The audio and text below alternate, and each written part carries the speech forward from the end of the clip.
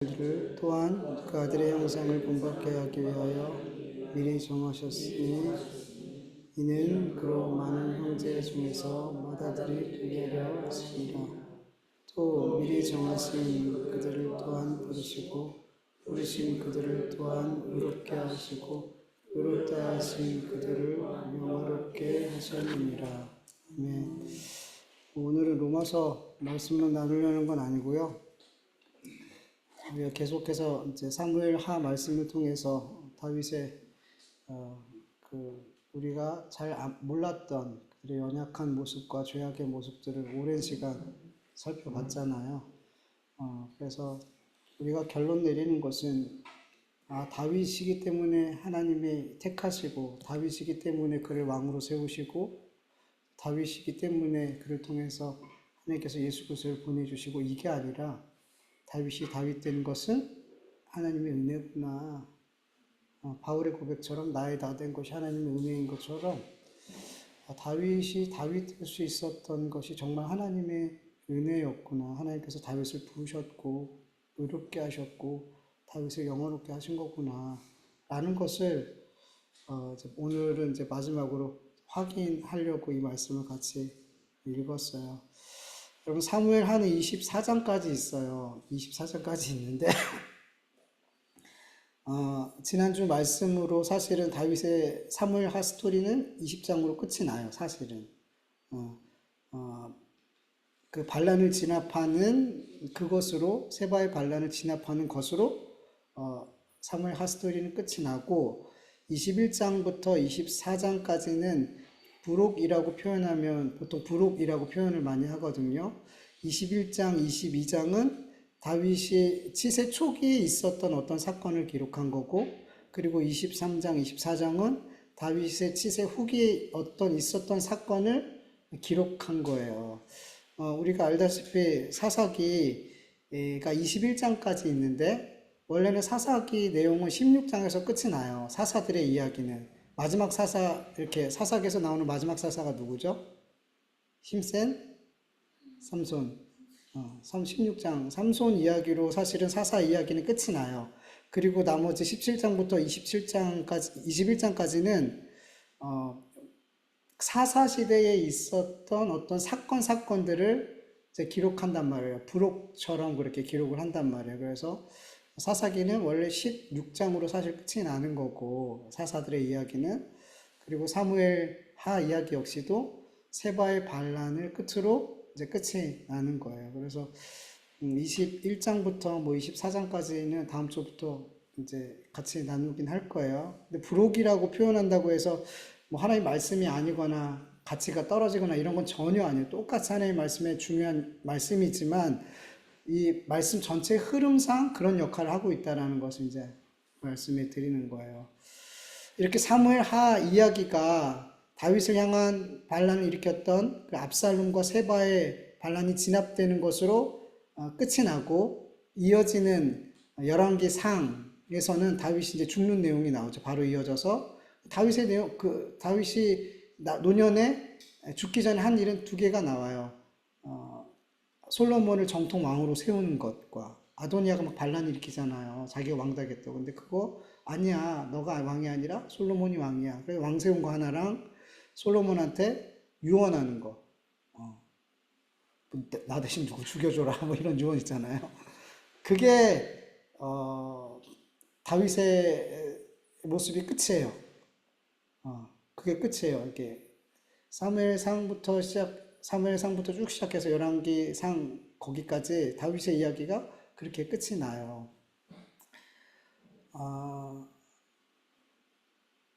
근데 여러분 성경을 보면은 다윗이 온 이스라엘의 왕이 된 이후에 되게 나라를 잘 다스렸죠. 하나님 의지하고 여전히 하나님께 묻고, 또 하나님이 그를 도와주시고, 그래서 주변의 모든 나라를 정복하게 하시고 굴복시키게 하셨죠. 그렇게 하나님을 의지해서 이스라엘 왕으로 온 이스라엘을 잘 다스린 그 사건은 사무엘하 5장에서부터 10장까지밖에 안 나와요. 5, 6, 7, 8, 9, 10, 그 6장만 다윗이 정말 나라를 잘 다스렸던 내용은 그렇게밖에 안 나와요. 그리고 나서 사무엘하 11장까지 스토리상 끝나는 20장까지 마지막까지 다윗의 모습은 어땠을까요? 사무엘 11장이 뭐가 나오죠? 바세바 사건이 거기 11장부터 나와요. 11장부터 시작해서 세바의 반란이 끝나는 20장까지 우리가 되게 긴 내용을 계속 살폈는데 11장부터 20장까지 제가 설교했을 때 다윗의 그 신앙 좋은 모습을 설교했을까요? 아니면 곳곳에서 발견되는 다윗의 죄악과 허물과 연약함과 마치 하나님이 없는 사람과 같은 그런 모습, 그리고 하나님을 의지하는 게 아니라 자기의 지혜와 자기의 것을 의지하는 모습, 이런 내용들을 되게 많이 다뤘단 말이에요. 다윗의 연약함과 죄악을 굉장히 많은 시간 우리가 다뤘단 말이죠. 예. 우리는 막연히 다윗이 굉장히 완벽한 왕인 것처럼, 완벽한 신앙의 인물, 존경받을 만한 그런 신앙의 인물이라고 생각해요. 맞아요. 분명 다윗이 왕이 되기 전, 그리고 왕이 된 이후에 그런 모습들 가운데 정말 신앙의 본이 되는 그런 모습들이 많이 보여진단 말이죠. 그러나 온 이스라엘의 왕이 된 이후에 그의 삶을 하나씩 하나씩 찬찬히 들여다보니까 너무나 많은 범죄함과 하나님의 징계를 받고 난 이후에도 여전히 그의 삶에 하나님을 의지하지 못하는 모습들과 잘못된 선택과 잘못된 사랑과 여러 가지의 모습들이 계속 보여지더라는 거죠.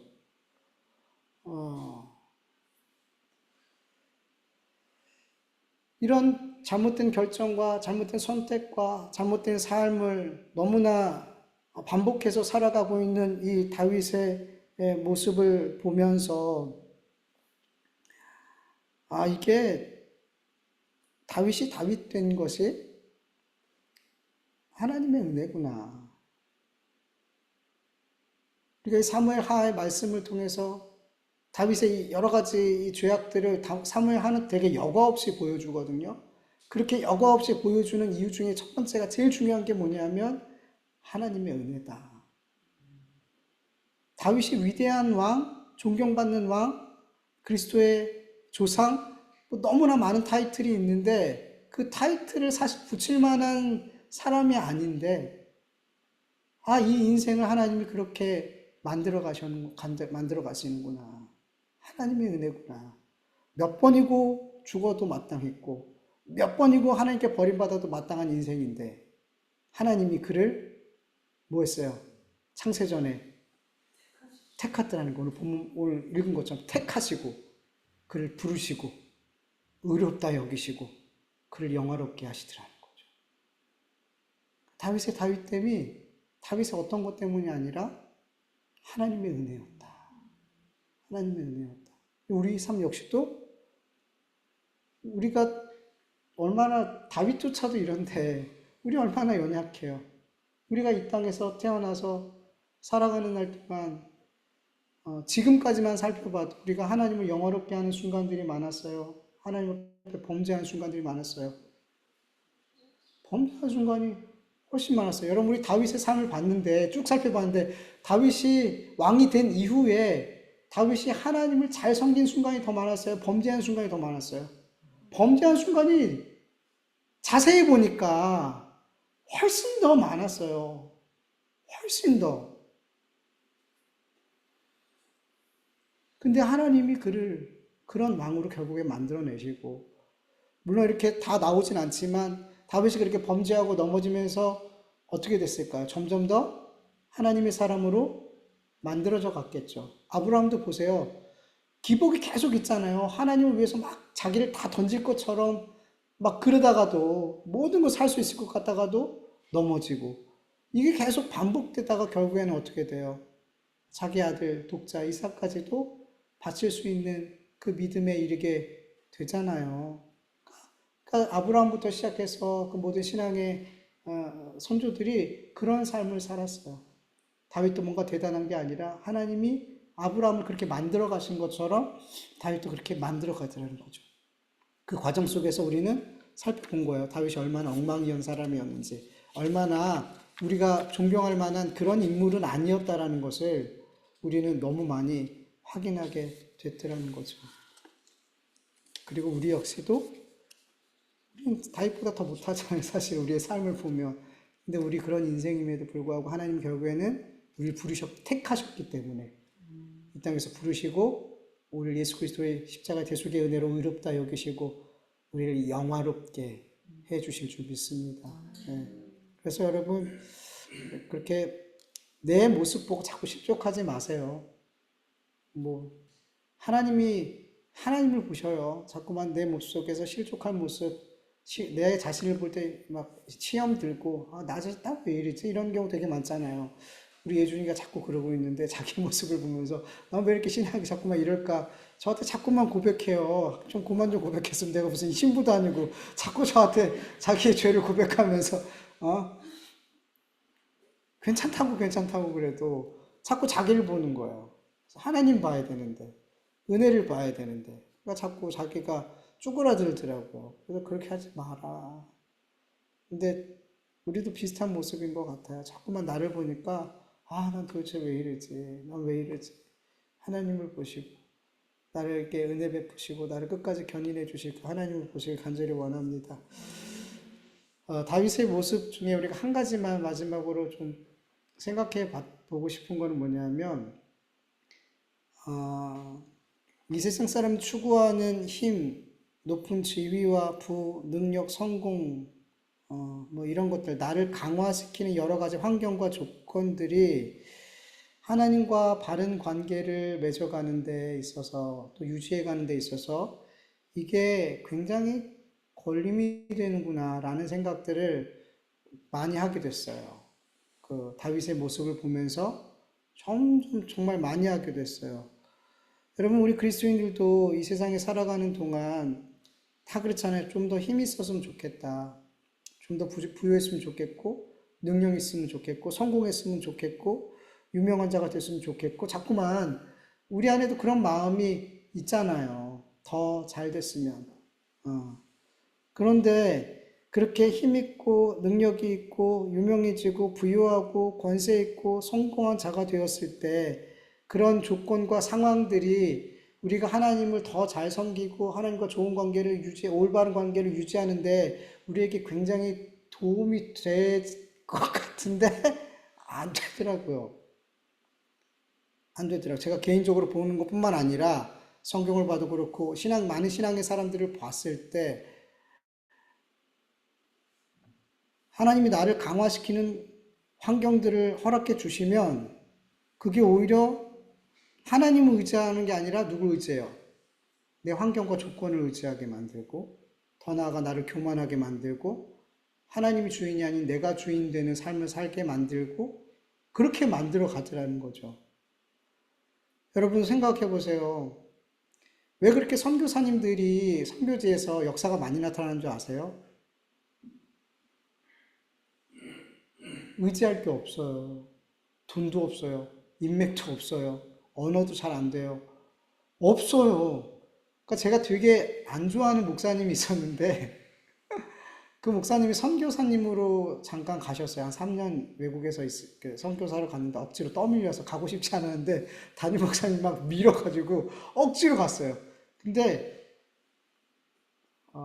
저는 그분의 삶에 그렇게 간증이 있을 거라고 생각하지 않았는데 간증이 있더라고요. 선교지로 가는데 정말 의지할 게 아무것도 없는 거예요. 근데 이가 너무 아픈 거예요. 치료를 받았는데 치료를 받을 수 없는 상황이에요. 그러니까 아무것도 없는 거예요. 그러니까 뭐예요? 하나님께 기도할 수밖에 없는 거예요. 기도밖에 없는 거예요. 근데 하나님이 치료해 주시더라는 거죠. 고쳐주시더라는 거죠. 그런 은혜를 경험하고 한 번 이렇게 간증을 하더라고요. 깜짝 놀랐어요. 이 목사님에게 또 간증거리가 있구나. 그래서 되게 깜짝 놀랐어요. 고쳐준 것보다 그분에게 그런 간증이 있었다는 게 더 놀랐어요, 사실은. 여러분, 우리가 없잖아요. 부족하잖아요. 병약하잖아요. 붙들 게 없잖아요. 의지할 게 없잖아요. 그러면 우리는 누굴 의지해요? 주님 의지해요. 주님께 붙들고 기도하고 엎드려요. 그래서 하나님께서 이렇게 계속 저희 가정을 어렵게 하셨는지 모르겠어요. 붙들 것도 없고 의지할 것도 없고 뭐 저희 가정 저희 부모님 가정도 의지할 수 없었고 저희 외가도 뭐 아내 부모님 그 장모님 장인어른도 의지할 수 없고 그러니까 모든 주변에 의지할 게 아무도 없게 만드셨어요. 누구도. 그런 상황이 굉장히 길었거든요. 하나님밖에 바라볼 분이 없었어요. 기도할 수밖에 없었어요. 애들도 그래요. 뭐 가르칠 수 있는 게 없어요. 뭐 먹고 사는 것도 힘든데 뭘 가르쳐요. 근데 하나님 우리 예준이 예찬이 그래도 다른 건 몰라도 영어는 조금 공부해야 되지 않을까요? 기도만 했어요. 근데 어느 순간 송창희 목사가 연락 오더니 자기가 가르쳐줘도 되네요. 그 영어 잘하는 송창희 목사가. 그래서 너무 좋은 거예요. 그래서 지금까지 몇 년 오랜 시간 예준이 예찬이가 그렇게 배움을 갖고 그러니까 기도만 하는 거예요. 없으니까. 의지하고 붙들 게 없으니까. 개척할 때도 그랬고 아무것도 없으니까 기도하는 거 말고는. 근데 여러분 내가 강화되고 있고 넘치고 붙들 거 많으면 여러분 기도할까요 안 할까요? 여러분 우리가 아프면 병원 갈 수 있잖아요. 근데 아프면 병원부터 생각이 나요? 기도해야지 먼저 생각이 나요? 어디 병원 갈까부터 생각이 나요, 사실은. 근데 우리가 그럴 수 있는 상황이 아니면 어떻게 될까요? 주님부터 생각이 나요. 우리가 꼭 막 큰 부자가 아니더라도 우리는 조금만 나를 의지할 게 있으면 우리는 하나님을 먼저 찾기보다 내가 가지고 있는 상황에서 뭔가를 먼저 해결하려고 해요. 저도 그래요. 저도 계속 감기에 걸렸는데 지금 병원 안 가고 버티고 있는데 이렇게 아프면 전 그 생각을 기도부터 해야 되잖아요. 저도. 근데 저는 저걸 옵션을 먼저 드는 거예요. 병원을 갈까 말까. 안 가고 버틸까 갈까. 이 생각을 먼저 하는 거예요. 근데 먼저 뭐 해야 돼요? 제가 이렇게 아파요. 주일 준비도 해야 되고 예배 드려야 돼. 이렇게 아픈데 좀 안에 좀 잘 좀 회복하고 예배 드리게 이렇게 기도가 나와야 되는데 병원 갈까 말까 뭐 이 생각부터 먼저 이렇게 나더라는 거죠. 저부터도. 그리고 나중에 기도해야지 먼저 기도하게 되고. 그러니까 그렇다니까요. 그냥 뭐 엄청 대단한 뭔가가 있지 않아도 우리는 뭔가 내가 붙들고 의지할 게 있으면 그거부터 생각을 해요. 그거부터. 그런데 그냥 조금 있을 정도가 아니라 충분해요. 충분히 부유하고 충분히 힘 있고 지위 있고 건강 있고 하나님을 의지하지 않아도 될 하나님께 간구하지 않아도 될 그런 상황이 넘치도록 나에게 있을 때 여러분 우리 그리스도인들은 복음 위하여 사는 삶이 둔해져요. 하나님 앞에 기도로 말씀으로 예배로 그 엎드리는 삶으로 나아가는 그 삶이 게을러져요.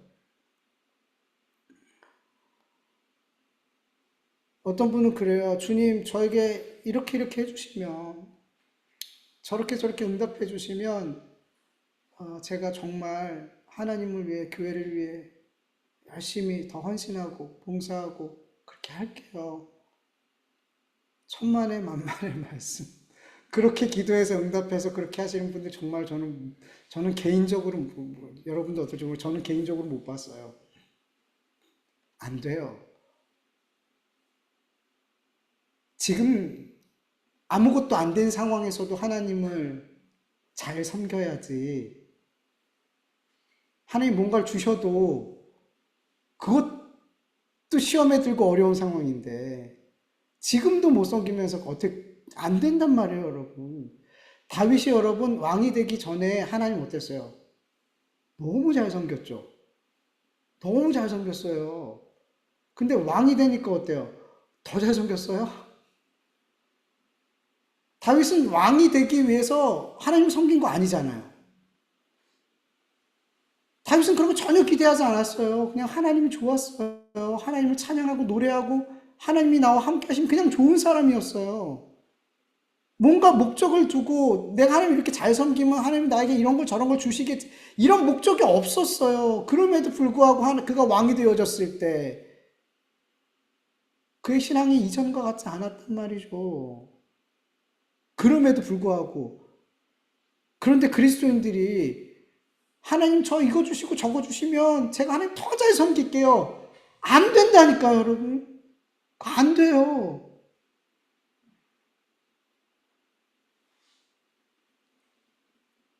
여러분, 우리는 내가 얼마나 죄인인지 너무 금방 까먹어요. 신앙생활 조금 열심히 하잖아요. 그럼 내가 굉장히 괜찮은 사람이라고 착각해요. 집사 되고, 권사님 되고, 뭐 장로님 되고, 목사 되고, 뭐 되면, 뭐 직분을 받으면 내가 뭐 굉장히 괜찮고 신앙이 좋은, 뭐 그런 사람이 된 거라고 착각을 해요. 아니에요. 우린 너무 지극히, 지독하게 죄인이에요. 단지 용서받은 거지. 주님이 예수님의 십자가 보혈로 우리의 죄를 가리우시고 안 보시는 거지. 우리를 의롭다 여겨주시는 거지. 우리의 죄는 예수님 믿을 때나 안 믿을 때나 우리 안에 있는 죄는 똑같아요? 안 달라졌어요? 똑같아요. 똑같아요. 죽는 날까지 우리의 죄성은 똑같아요. 예수님 믿는다고 100이었던 게 50% 감소되고 이거 아니에요. 단지 싸울 수 있게 된 거죠. 죄와 피 흘리기까지. 그렇게 된 거죠. 예수님이 우리 위해서 십자가에서 죽으실 만큼 우리의 죄는 어마어마한 거예요. 예수님이 죽지 않으면 안 됐어요. 그만큼 우리의 죄가 독하단 말이에요. 크고 많다는 거, 우주보다 크더라는 거예요. 우리의 죄가. 그러니까 우주보다 더 크신 주님이 죽으신 거예요. 만물보다 거짓되고 심히 부패한 게 우리 마음인데 우리가 그 마음을 가지고 태어났고 죽을 때까지 그거 갖고 사는 거예요. 우리는 본능적으로 내가 주인 되고 살고 싶어요. 주님이 나의 주님 되, 하나님이 나의 아버지 주님 되는 거 이거 별로 원치 않아요. 우리는 본능적으로. 그래서 자꾸만 내가 있는 자가 되고, 능한 자가 되고, 가진 자가 되면 어떻게 해요? 내 인생에 자꾸 내가 주인 되려고 하는 거예요. 자꾸만.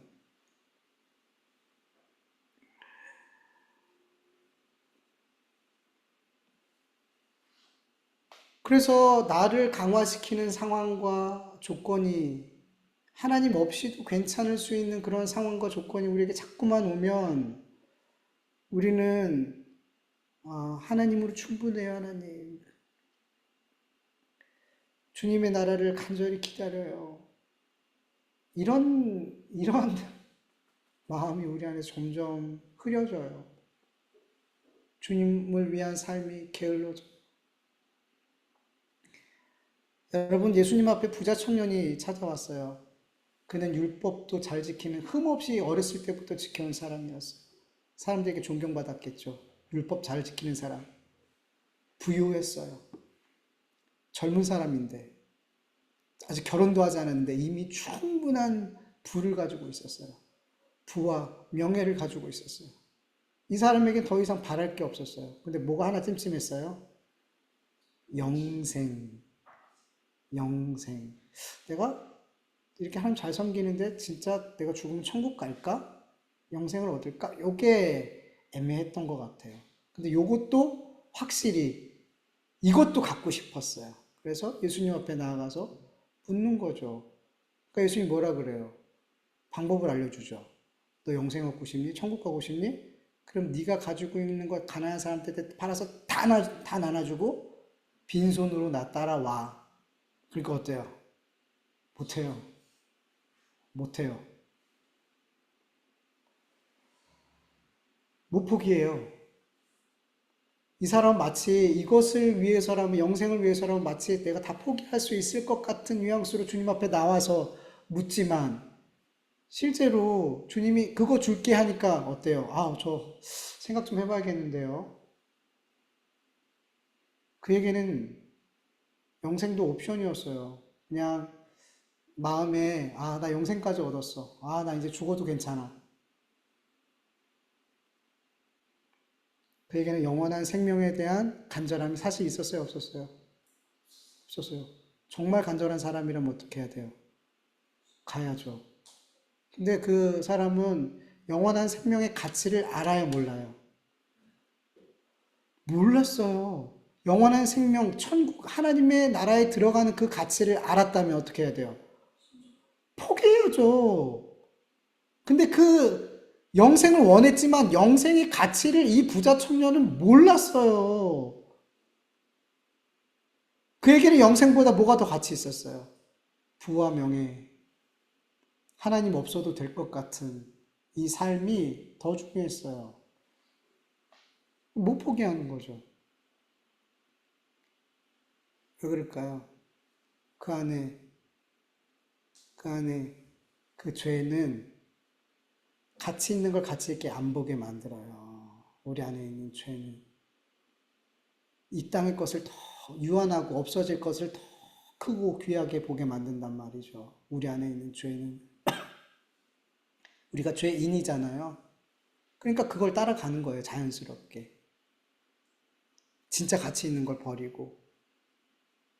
그게 우리예요. 여러분, 라우디 교회의 교회. 계시록을 보면 예수님이 라우디 교회에 때 뭐라 그러냐면 내가 말하기를 나는 부자라 부족한 것이 없다. 라우디 교회가 굉장히 부자여서 그 지역이 되게 부자 지역이었거든요. 부족한 게 없는 거예요. 우린 부자야. 부족한 게 없어. 그리고 예수님도 믿고 천국까지 가. 그런 생각을 하면서 신앙생활을 했던 사람들이에요. 근데 예수님 뭐라 그러냐면 네가 부족한 것이 부자 나는 부자다. 부족한 것이 없다 말하지만 네 공고한 것과 가련한 것과 가난한 것과 눈먼 것과 벌거벗은 것을 네가 보지 못해. 내가 볼 때 너는 그지야. 아무것도 없어. 부자 청년이랑 똑같아요. 아무것도 없어요. 주님 보실 때. 근데 그 부요함, 그 부요함, 하나님 없어도 얼마든지 살아갈 수 있게 하는 그 힘, 그거 믿고 그걸 더 소중히 여기고 살아가더라는 거죠. 근데 주님 보실 때는 그지 새끼예요. 아무것도 없어요. 여러분, 우리는 되게 지금보다 더 나은 상황을 늘 바래요. 좀 더 사업이 잘 되고, 좀 더 일이 잘 풀리고, 좀 더 높은 지위를 얻고, 내가 원하는 일들이 형통하고, 건강하고, 사람들한테 인기도 없고, 명예도 없고, 우리 그리스도인들도 똑같이 그걸 되게 바래요. 근데 곡해하지 마실 건 그거를 구하지 말라는 건 아니에요. 그거가 필요 없다는 거 아니에요. 제가 정말 드리고 싶은 말씀은 그걸 목적 삼지 말라는 거예요. 세상 사람들이 목적 삼고 살아가고 있는 그것을 우리 그리스도인들도 하나님을 통해 그것을 구하지 말라는 거예요. 그것이 목적이 돼서 구하지 말라는 거예요. 굉장히 위험한 거란 말이에요. 나를 강화시키는 게 얼마나 하나님과의 관계에 있어서 시험을 들게 하고 어렵게 만드는지 정말 깨닫는 자들은 그 기도가 하나님 저 성공하게 해주세요. 저 뭐뭐하게 해주세요. 뭐 이게 굉장히 무서운 기도라는 걸 사실 몰라요. 여러분 믿음의 사람들은 그 기도 잘 못해요. 내가 죄인인 걸 아니까. 내가 성공하고 부유하고 내가 힘있고 가치있고 내가 좀 더 강화되는 내가 얼마나 하나님과의 관계에 있어서 위험한 걸 너무 잘 아니까. 그런 기도 못해요. 전도, 잠언도 보세요. 나를 부하게도 마시고, 가난하게도 화사하게 그렇게 해주지 마세요. 부자가 돼서 하나님 없는 사람처럼 살고 싶은 게 두려워요. 가난해서 누가 훔칠까봐 두려워요. 여러분, 진짜 믿음의 사람들은 그게 두려운 일이에요. 내가 강화되는 일이 두려운 거예요. 나는 안 그럴 것 같아요, 하나님. 하나님은 저한테 한번 그렇게 해보세요. 저는 안 그래요. 아니에요, 여러분. 그렇지 않아요. 다윗을 보시라니까요. 탓을 보시라니까요.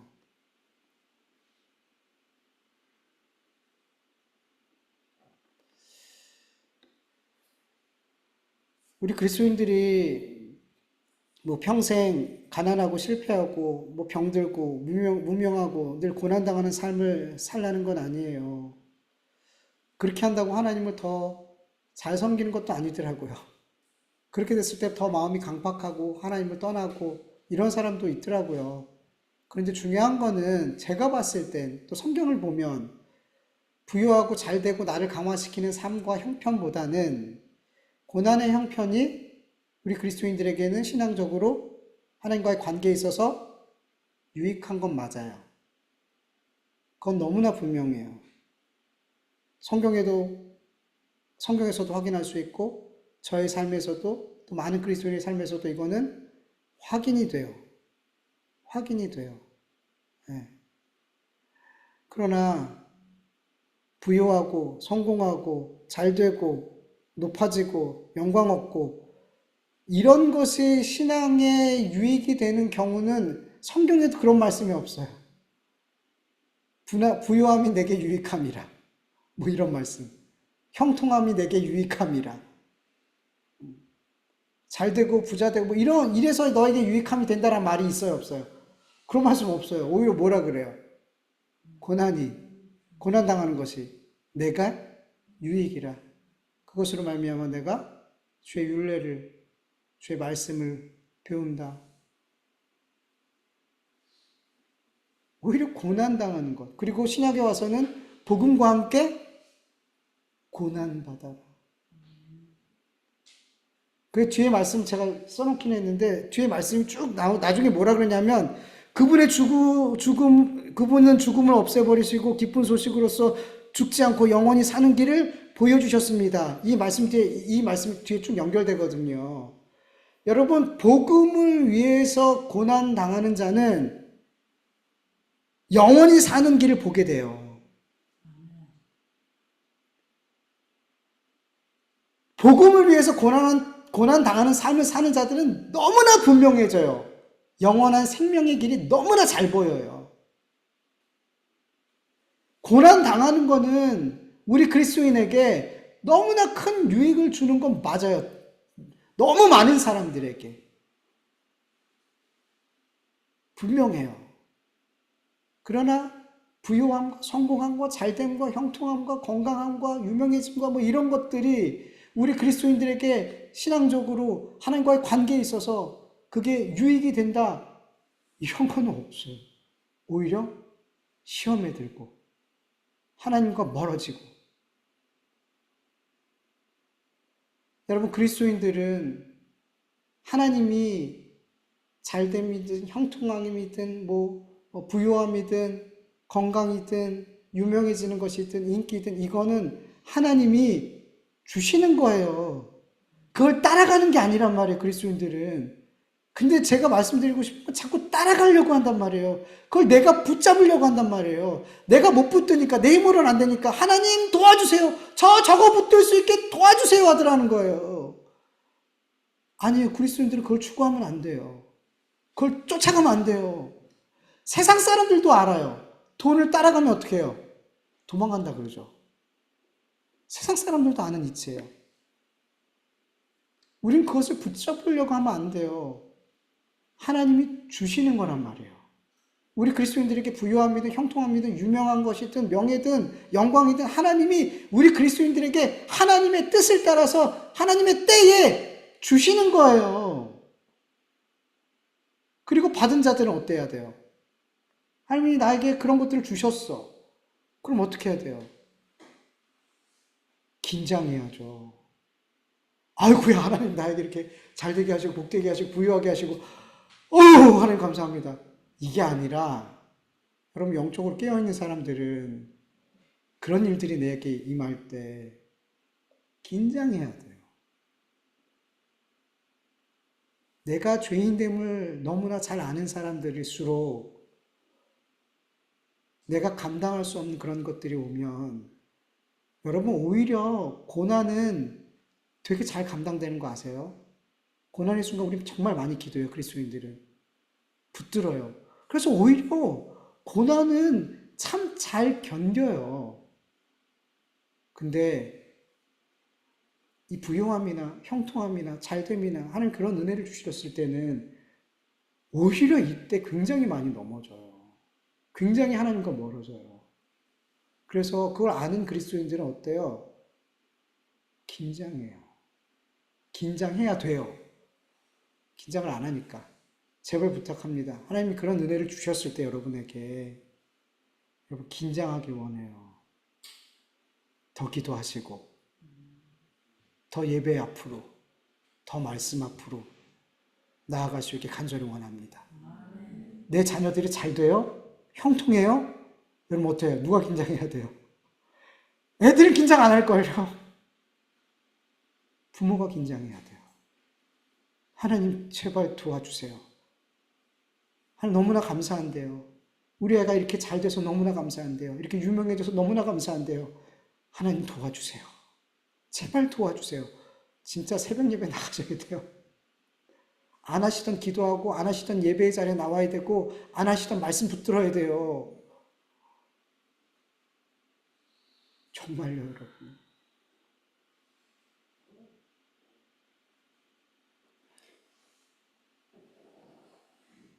다윗의 삶을 쭉 살펴보면서 제가 묵상하고 느꼈던 것 중요한 한 가지가 이거였어요. 다윗에게 이런 부요함과 힘과 권세와 능력이 그에게 주어지지 않았다면, 그리고 그의 삶을 끝까지 조명했다면, 그의 믿음의 삶이 어땠을까? 오히려 더 많은, 더 훌륭하고 본받을 만한 신앙의 기록들이 어마어마하게 쏟아지지 않았을까요? 그 약하고, 막내고, 무시받고, 알아주지 않고, 그럼에도 주님을 찬양하며 주님이 힘주신 그것들로 어린 양을 지켜내며 살았던 그 삶이 더 하나님에 대한 바른 신앙의 고백과 삶이 더 많지 않았을까요? 전 그런 생각을 해봐요. 근데 그가 왕이 되고 권세와 능력과 하나님이 더해서 그 모든 그 지변에 있는 모든 나라를 다 정복하게 하시고 그게 어마어마한 위치에 세웠을 때 그는 기도할 때 기도하지 못했고 엎드릴 때 엎드리지 못했어요. 어느 정도까지 나갔냐면 내가 죄를 져도 죽을 죄를 져도 그게 죄인지 인식조차도 못하는 상황까지 갔어요. 하나님이 그를 먼저 찾아가지 않았다면 어떻게 됐을까요? 그는 밧세바를 범하고 우리아를 죽인 그 끔찍한 그 죄를 회개하지 않았다니까요. 죄를 죄로 여기지 않았다니까요. 하나님이 찾아가서 그에게 그의 죄를 들추게 됐을 때 비로소 자기의 죄가 죄인지를 깨닫고 회개했다는 거죠. 그렇게 됐어요, 다윗이. 모든 걸 다 얻고 나서. 나가 마치 하나님처럼 다 할 수 있는 상황이 되어졌을 때 그는 그렇게 됐어요. 다윗이 이렇게 됐다면 우리는 말할 것도 없겠죠. 그래서 여러분, 이 세상 사람들이 추구하는 것들은 우리가 추구할 것이 아니에요. 결코 아니에요. 기도를 좀 바꾸세요. 내 잘됨과 성공을 위해서 하나님 앞에 조건 내걸며 정말 기도하지 마세요. 정말 그렇게 하지 마세요. 기도할 수 있어요. 하나님, 제가 이 사업을 위해서 이 일을 통해서 제가 하나님께 영광 돌리고 싶습니다. 기도할 수 있어요. 기도하세요. 기도하셔야죠. 그리고 미리미리 기도하세요. 하나님, 제가 교만하지 않게 해주세요. 저의 삶에 그리고 저의 자녀들의 삶에 하나님께서 그런 은혜를 주셨을 때 정말 하나님의 영광을 위해서 구했던 그 일들이 하나님께서 이루어 주셨을 때 하나님 더 긴장하게 해주시고 더 엎드리게 해주세요. 미리미리 기도하세요, 여러분. 기도로 준비하세요. 안 그러면 속 숨은 채로 다 후두두 무너져요. 그리고 저는 개인적으로 그냥 주님과 가까이, 주님을 더욱 사랑하고, 그러니까 먼저 그 나라와 그 의를, 그걸 구하세요. 그 시간에 차라리 저는 그랬으면 좋겠어요. 솔직하게. 그럼 하나님이 이 모든 것을 너희에게 더 하시리라. 이 말씀 믿으시길 축원합니다. 하나님이 모르세요? 내가 사업하는지, 이 일 하는지, 저 일 하는지 모르세요? 아시잖아요. 우리에게 뭐가 필요한지 아시잖아요. 그래서 정말 하나님이 기뻐하는 걸 구하세요. 누가 그러더라고요. 이런 유명한 말 있잖아요. 내가 엎드리면 하나님이 일어나신다. 무슨 뜻이에요? 내가 하나님 앞에 기도하면, 하나님을 의지하며 기도하면 하나님이 역사하신대요. 내가 일어나면 하나님이 앉아 계신대요. 너무 맞는 말이죠. 하나님이 일하시는 게 맞겠어요? 내가 일하는 게 더 낫겠어요? 하나님께 맡기고 의지하고 하나님께 기도하고 하나님을 신뢰하고 그게 맞아요. 하나님의 나라와 그 의를 먼저 구하는 게 맞아요. 그러면 하나님이 모든 것을 더해 주실 줄 믿습니다. 우리 같이 잠깐 말씀을 기억하면서 기도해서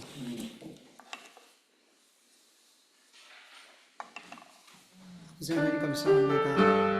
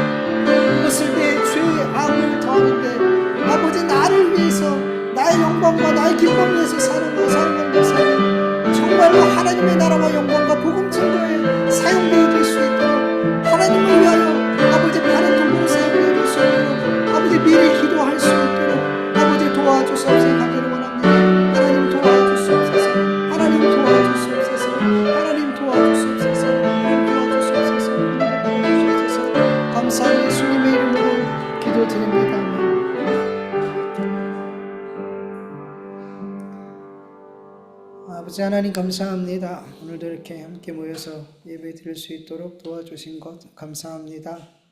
아버지 하나님, 오늘도 우리가 이렇게 예배할 수 있었던 것 하나님의 크신 은혜입니다.